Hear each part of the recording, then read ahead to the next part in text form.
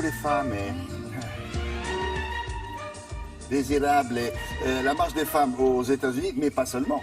Oui. Pas seulement, dans le monde entier a remis les féministes à l'honneur. Alors Olivier a choisi un livre qui raconte la vie de qui? De plein de femmes Plein de qui femmes ont qu'on osé, qu'on connaît ou qu'on ne connaît pas, parce que je pense que c'est très important de donner aux jeunes filles des modèles. Oui. En ces temps, effectivement, de retour de féministes, ce qui est une bonne et une mauvaise nouvelle. La bonne nouvelle, c'est que les féministes reviennent. La mauvaise nouvelle, c'est parce que les droits des femmes sont un peu remis en question. Pénélope Bagieux, c'est une auteure de BD modèle, elle aussi d'ailleurs, qui publie donc Culottées 2, des femmes qui ne font que ce qu'elles veulent. Ce que j'aime dans ces femmes, c'est que ce n'est pas forcément des suffragettes ou des féministes professionnelles. Ce sont des femmes qui, à un moment de leur vie, ont osé défier leur famille, leurs parents, l'autorité, les conventions sociales, pour faire ce qu'elles avaient envie de faire. Alors il y a des sportifs, des intellectuels, des actrices, de tout. Ma préférée des préférées, c'est Nellie Bly. Nellie Bly, c'est une Américaine, elle a inventé le journalisme d'investigation. Si ça avait été un homme, il y aurait un biopic avec Brad Pitt aux États-Unis, un biopic avec Guillaume Canet aujourd'hui et 52 biographies. Nellie Bly, elle naît au milieu du 19e siècle aux États-Unis, dans une famille, sont 15 enfants, son père meurt, sa mère se remarie, le beau-père est violent. Un jour, elle aimait l'idée de faire des études, on lui dit peut-être institutrice, et puis on n'a pas l'argent pour payer l'école. Donc elle est chez elle, et un jour, elle lit le journal, et il y a un article sur les femmes, ce qu'elles sont capables de faire. Et en gros, on dit qu'elles sont capables de rester à la maison et de faire des bobonnes. Oui. Une femme qui travaille est une monstruosité. Nellie Bly, elle prend sa plume, on est vers 1870. Ouais. Elle prend sa plume, elle écrit au directeur du journal pour l'insulter. Le gars, il est un peu étonné, mais il trouve qu'elle a une belle plume, et du coup, il l'appelle et il l'engage dans son journal. Elle commence à écrire des articles, et puis là, il a une idée. Est-ce qu'il aurait eu la même idée d'ailleurs pour un homme? Je ne sais pas. Il lui dit, tu vas aller dans un asile psychiatrique, et pour faire ton reportage, tu vas faire croire que tu es folle. Il y a un petit détail que j'adore. Elle dit, mais comment je vais faire pour sortir? Il lui dit, tu trouveras une solution. Là, effectivement, elle se fait interner dans un hôpital psychiatrique. Elle va découvrir des conditions de vie dingues. Elle fait l'article qui va faire d'elle une petite star. Au bout d'un moment, elle va tourner en rond. Elle va décider, vous savez quoi, de concurrencer Jules Verne. Elle fait le tour du monde en ballon, en bateau, en 78 jours. Jules Verne, d'ailleurs, va la féliciter. Ah oui, lui, c'était 80. Exactement. C'est vraiment une femme géniale. Elle va être aussi la première reporter de guerre.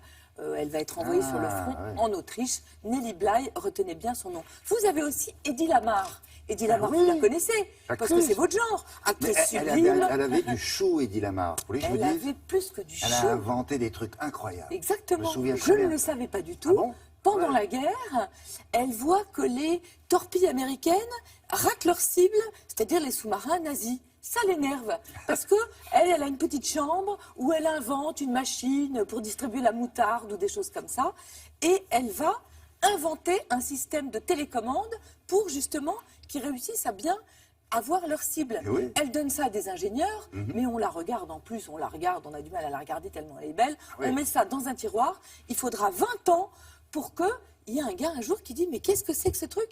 Et son invention, elle est à l'origine du Wi-Fi et du GPS. Non mais c'est dément. ça, Eddie Lamar. Dément. Une belle, Aujourd'hui, elle est sexy reconnue. sauvage. Exact. Ah ouais. Peggy Guggenheim, magnifique, Guggenheim, somptueuse, très très belle, très très laide, reniée par sa famille parce que pas la bonne branche des Guggenheim. Bon, alors elle, le livre s'appelle Culottée, elle avait beaucoup sa culotte sur la tête, elle a beaucoup eu d'amants, mais en même temps, elle a été la plus grande mécène de son époque et elle a découvert l'art moderne avant tout le monde. Alors, elle a répondu d'ailleurs quand on lui disait vous avez la culotte sur la tête, j'ai dit oui c'est plus facile à enlever quand elle est là. C'est elle qui a acheté Culottée Pas faux. chez Ouais. Gallimard. Je trouve que Pénélope Bagieux, elle a une manière de vous raconter une histoire en très peu d'espace finalement, en quelques pages, avec un esprit, un humour. Ouais. Moi, c'est un livre qui me rend fière et qui me met de très bonne humeur. Très bien, culottée ça s'appelle. Culottée. Allez, un petit mot sur l'autre, oui. 3 contes du Père Castor pour les tout petits, les petits enfants de 3 ans. Il y a les vacances à Paris qui Oui, commencent. oui, oui. Je cherchais des histoires vraiment qui leur parlent. Il n'y a rien de mieux que les contes du Père Castor. Là, ce sont des histoires d'animaux. Vous avez un petit chat, pour commencer, qui est absolument absolument charmants. Vous savez, c'est toujours la même histoire. Leur maman leur dit, surtout reste dans le jardin, ne va pas voir le monde. Mais c'est tellement plus rigolo d'aller voir le monde. Oui. Et le petit chat, il est perdu. Il rencontre un lapin. Le lapin lui dit, qui es-tu? Il dit, je ne sais pas.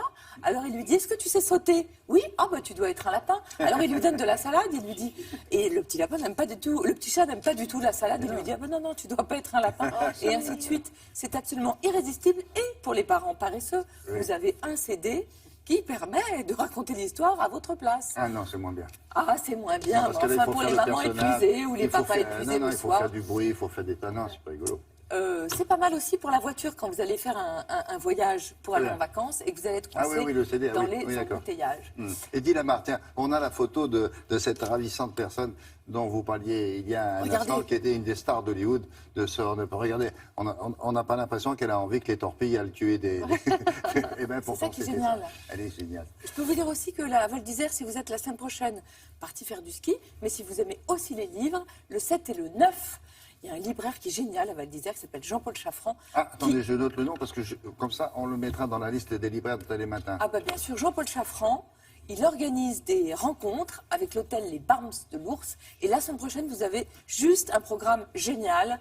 Leïla Slimani, Adélaïde de Clermont-Tonnerre, Serge Joncourt. Ah oui, d'accord. Ah vraiment, du L'élite. top, du top, du top. Et que j'aurai l'honneur de recevoir. Et puis vous aurez la chance d'avoir aussi Olivia de l'Anverterie en vrai.